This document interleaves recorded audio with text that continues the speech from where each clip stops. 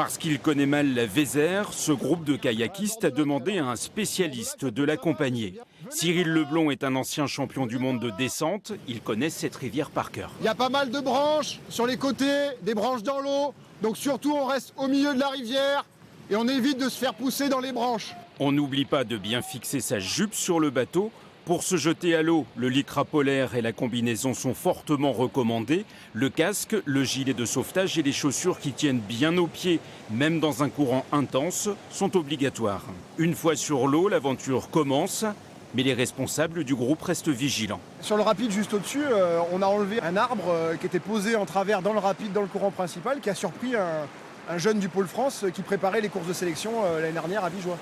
Donc ça peut être très dangereux, même pour les meilleurs. Une petite pause avant de franchir une digue. Les accompagnateurs décident de la contourner à pied. Le niveau d'eau est trop important, les bateaux pourraient chavirer. Là, de ce côté, clairement, on a une digue artificielle et en bas, on a un rappel. C'est-à-dire qu'on a un mouvement d'eau qui fait comme une machine à laver et qui garde tout ce qui flotte et on ne peut pas passer. Et c'est vraiment danger de noyade. Et d'une manière générale, les digues, on ne les franchit pas en kayak.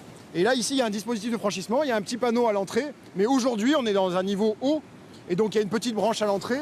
Et avec le niveau d'eau, la glissière, avec les jeunes, on va préférer passer à pied. Il y a un petit chemin qui est fait pour. Et c'est le plus sage aujourd'hui.